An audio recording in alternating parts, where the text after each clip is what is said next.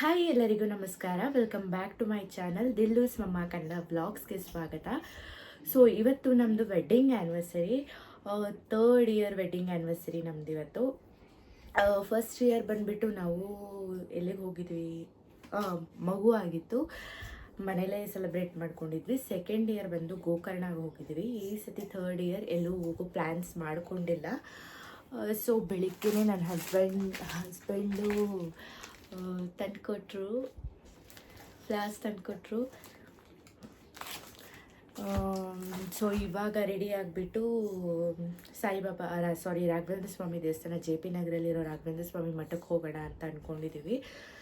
So ಅಲ್ಲಿ almost ಇವಾಗ 10:30 ಆಗೋಗಿದೆ ಟೈಮು.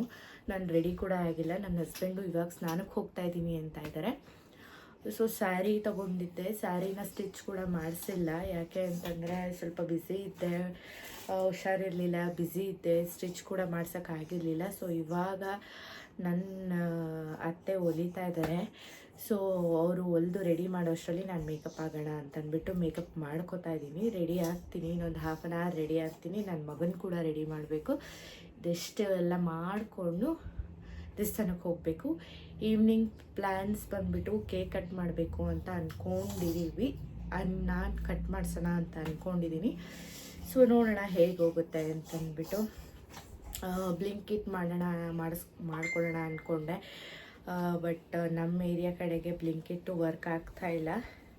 ಸೊ ಅದಕ್ಕೆ ದೇವಸ್ಥಾನಕ್ಕೆಲ್ಲ ಹೋಗಿ ಬಂದು ಈವ್ನಿಂಗ್ ಕೇಕ್ ಕಟ್ ಮಾಡ್ಕೊಳ್ಳೋಣ ಅಂತ ಅಂದ್ಕೊಂಡಿದ್ದೀನಿ.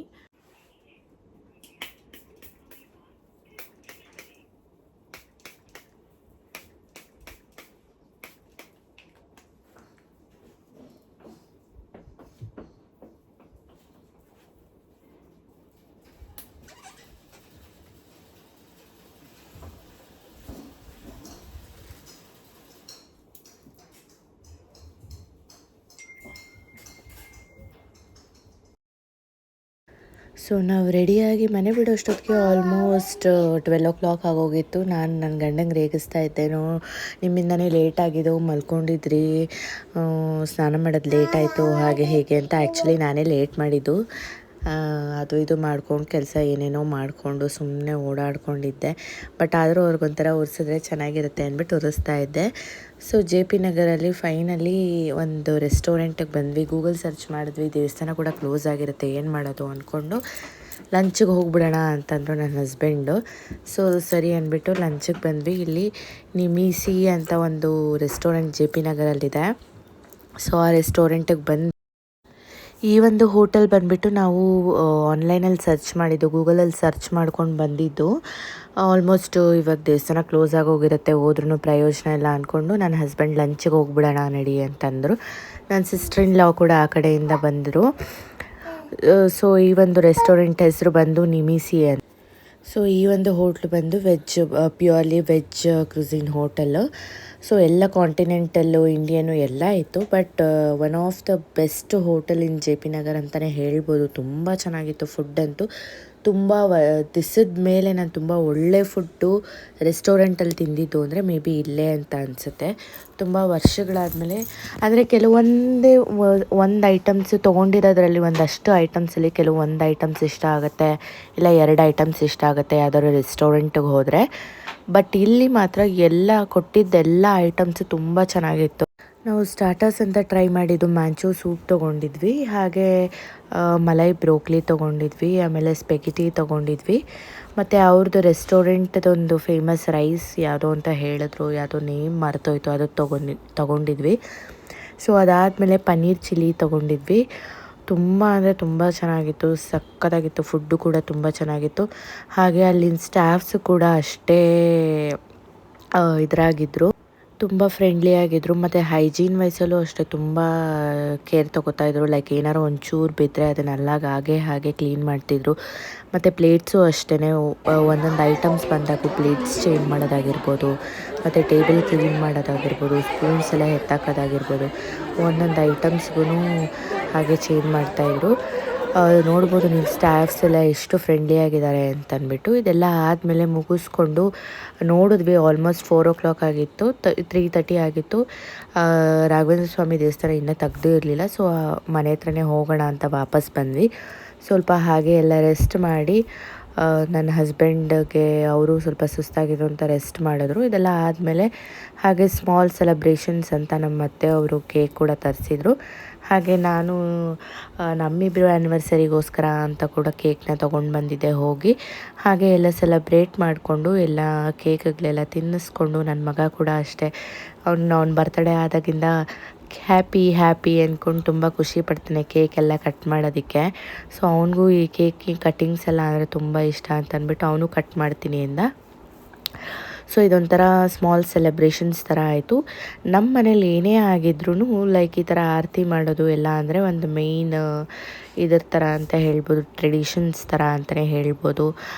ಏನೇ ಇರಲಿ, ಯಾವುದೇ ಬರ್ತ್ಡೇ ಸೆಲೆಬ್ರೇಷನ್ಸ್ ಅನ್ನೋದಿರಲಿ ಅಥವಾ ಆ್ಯನಿವರ್ಸರಿ ಅನ್ನೋದು ಏನೇ ಸ್ಪೆಷಲ್ ಅಕೇಶನ್ಸ್ ಆಗಿದ್ರೂ ಈ ಥರ ಆರತಿ ಮಾಡೋದಾಗಿರಲಿ, ದೃಷ್ಟಿ ತೆಗೆಯೋದಾಗಿರಲಿ, ಇದೆಲ್ಲ ಒಂಥರ ಮೇಯ್ನ್ ಟ್ರೆಡಿಷನ್ಸ್ ಥರ ನಮ್ಮ ಮನೇಲಿ. ನನಗಂತೂ ಈ 3 ಇಯರ್ಸ್ ಹೇಗೆ ಹೋಯಿತು ಅನ್ನೋದೇ ಒಂಥರ ಸರ್ಪ್ರೈಸಿಂಗ್ ಅನಿಸುತ್ತೆ. ಯಾಕೆ ಅಂತಂದರೆ ನನ್ನ ಹಸ್ಬೆಂಡ್ಗೆ ಎಷ್ಟು ಕೋಪ ಅಂದರೆ ಅಷ್ಟು ಕೋಪ, ನಾನು ಅಷ್ಟೇ ಶಾರ್ಟ್ ಟೆಂಪರ್ ಆಗಿದ್ದೆ. ಎಲ್ಲದಕ್ಕೂ ಜಗಳ ಆಡೋದು, ಎಲ್ಲದಕ್ಕೂ ಕಿತ್ತಾಡೋದು, ಮತ್ತು ಹಾಗೆ ಚೆನ್ನಾಗಿ ಕೂಡ ಇರ್ತಾಯಿದ್ವಿ. ಬಟ್ ಸ್ಟಿಲ್ ಆದರೂ ತುಂಬ ಕಿತ್ತಾಡ್ತಾಯಿದ್ವಿ ಇಬ್ಬರೂ ಅಷ್ಟೇ. ಬಟ್ ಬರ್ತಾ ಇವಾಗ ಹೇಗಾಗ್ಬಿಟ್ಟಿದೆ ಅಂದರೆ ಇಬ್ಬರೂ ಅಷ್ಟೇ ಫುಲ್ ಸಪ್ರೆಸ್ ಆಗಿಬಿಟ್ಟಿದ್ದೀವಿ. ಎಷ್ಟು ಬೇಕೋ ಅಷ್ಟು ಮಾತಾಡ್ತೀವಿ, ಅಲ್ಲಿಗಲ್ಲಿಗೆ ಬಿಟ್ಟು ಅಲ್ಲಿಗಲ್ಲಿಗೆ ಚೆನ್ನಾಗಿರ್ತೀವಿ. ಸೊ ಅದನ್ನೆಲ್ಲ ನೋಡಿದ್ರೆ ಈ 3 ಇಯರ್ಸಲ್ಲಿ ಎಷ್ಟೆಲ್ಲ ಆಗಿದೆ. ಸೊ ಇವಾಗ ಹೇಗಿದ್ದೀವಿ ಅಂತನ್ನೋದೇ ಒಂಥರ ಖುಷಿ ಅನಿಸುತ್ತೆ. ನೋಡ್ಬೋದು ಇಲ್ಲಿ ಹಾಗೆ ಕಾಲಿಗೆಲ್ಲ ಬಿದ್ದು ನಮಸ್ಕಾರ ಕೂಡ ಮಾಡ್ಕೊಂಡ್ವಿ. ನನ್ನ ಮಗು ಕೂಡ ಹಾಗೆಯೇ, ಅವನು ಅಷ್ಟೇ. ಯಾರಾದರೂ ಒಂದು ಸ್ವಲ್ಪ ಈ ಥರ ಟ್ರೆಡಿಷನಾಗಿ ಏನಾದರೂ ಮಾಡ್ತಾಯಿದ್ರೆ ನಾನು ಮಾಡ್ತೀನಿ, ಏನು ಮಾಡ್ತಾಯಿರ್ತೀವೋ ಅದನ್ನು ನಾನು ಮಾಡ್ತೀನಿ ಅಂತ ಬರ್ತಾನೆ. ಫ್ಯೂಚರಲ್ಲಿ ಅವ್ರು ಏನೇ ಆಗಿರ್ಬೋದು, ಎಷ್ಟೇ ದೊಡ್ಡವರಾಗ್ಬೋದು, ಏನಾದರೂ ಓದ್ಬೋದು, ಇಲ್ಲ ಯಾವುದೇ ಒಂದು ಪ್ರೊಫೆಷನಲ್ಲಿ ಇರ್ಬೋದು, ಈ ಟ್ರೆಡಿಷನ್ನು ನಮ್ಮ ಕಲ್ಚರು ಅನ್ನೋದು ಯಾವತ್ತಿಗೆ ಆದರೂ ಬಿಡಬಾರ್ದು ಅನ್ನೋದು ನನ್ನ ಒಪಿನಿಯನ್. ಅದಕ್ಕೆ ಅವನಿಗೂ ಅದೇ ಥರ ಹೇಳ್ಕೊಡ್ತಾ ಇರ್ತೀವಿ. ಸೊ ಇದೆಲ್ಲ ಆದಮೇಲೆ ನನ್ನ ಕಡೆಯಿಂದನೂ ಸೆಲೆಬ್ರೇಷನ್ಸ್ ಮಾಡೋಣ ಅಂದ್ಕೊಂಡು ಇಬ್ಬರು ಕೇಕ್ ಕಟ್ ಮಾಡಿದ್ವಿ. ಅವರು ಬೆಳಿಗ್ಗೆನೇ ನನಗೆ ಫ್ಲವರ್ಸು, ಚಾಕ್ಲೇಟು ಎಲ್ಲ ತಂದ್ಕೊಂಡಿದ್ರು. ಬರ್ತ್ಡೇಸು ಮತ್ತು ಆ್ಯನಿವರ್ಸರೀಸು ಇದೊಂಥರ ಖುಷಿ ಅಲ್ವಾ, ಫ್ಲವರ್ಸ್ ತಂದು ಕೊಡೋದು, ಕೇಕ್ ಕಟ್ ಮಾಡೋದು ಅನ್ನೋದೇ ಒಂದು ದೊಡ್ಡ ಖುಷಿ. ಸಣ್ಣದೇ ಒಂಥರ ಖುಷಿ ಆಗುತ್ತೆ. ನನಗೆ ಏನು ಹೇಳ್ದಿರ ಫ್ಲವರ್ಸ್ ತಂದು ಕೊಟ್ಟರು, ಇಲ್ಲ ಅವರು ಜೆಂಟ್ಸ್ ಕೂಡ ಅಷ್ಟೇ, ಅವರು ಎಕ್ಸ್ಪ್ರೆಸ್ ಮಾಡದೇ ಇರಬಹುದು. ಬಟ್ ಸ್ಟಿಲ್ ಅವರು ಎಕ್ಸ್ಪೆಕ್ಟ್ ಮಾಡ್ತಿರ್ತಾರೆ, ಏನಾದರೂ ಕೊಡ್ತಾರೇನೋ, ಏನಾದರೂ ಇದು ಕೊಡ್ತಾರೆ ಅಂತ ಅಂದ್ಕೊಂಡಿರಲ್ಲ. ಬಟ್ ಅವ್ರಿಗೆಲ್ಲ ಅದೆಲ್ಲ ಏನೂ ಅನಿಸಲ್ಲ, ದುಡಿತಾ ಇರೋರಿಗೆಲ್ಲ ಏನೂ ಅನಿಸಲ್ಲ ಅದೆಲ್ಲ ಚಿಕ್ಕದು. ಬಟ್ ನನ್ನ ಹೆಂಡತಿ ಏನಾದರೂ ಖುಷಿಯಾಗಿ ಮಾಡ್ತಾರೆ ಅಂತ ಎಕ್ಸ್ಪೆಕ್ಟ್ ಮಾಡ್ತಿರ್ತಾರೆ. ಸೊ ಆ ಥರ ನಾವು ಏನಾದರೂ ಚಿಕ್ಕದಾಗಿ ಮಾಡಿದ್ರೆ ಅವ್ರಿಗೂ ಖುಷಿ ಆಗುತ್ತೆ. ಸೊ ಇದೆಲ್ಲ ಆದಮೇಲೆ ಮುಗಿಸ್ಕೊಂಡು ಸಂಜೆ ದೇವಸ್ಥಾನಕ್ಕೆ ಹೊರಟ್ವಿ. ಇಲ್ಲೇ ಗುಂಜೂರಲ್ಲಿರೋ ಒಂದು ರಾಘವೇಂದ್ರ ಸ್ವಾಮಿ, ಸಾಯಿಬಾಬಾ ಎಲ್ಲ ದೇವರುಗಳು ಇದೆ. ಆ ದೇವಸ್ಥಾನಕ್ಕೆ ಹೋಗಿ ದೇವಸ್ಥಾನ ಎಲ್ಲ ನೋಡಿಕೊಂಡು ಪೂಜೆ ಗೀಜೆ ಎಲ್ಲ ಮಾಡಿಕೊಂಡು ಆಲ್ಮೋಸ್ಟ್ 7:30 ಆಗಿತ್ತು.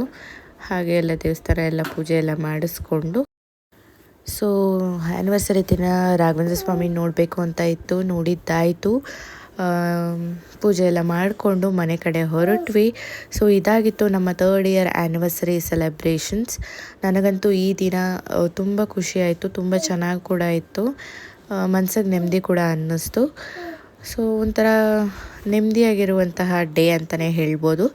ಸೊ ಇದಾಗಿತ್ತು ಇವತ್ತಿನ ವಿಡಿಯೋ. ನೆಕ್ಸ್ಟ್ ವಿಡಿಯೋದಲ್ಲಿ ಸಿಗ್ತೀನಿ. ಅಂಟಿಲ್ ದೆನ್ ಬಾಯ್.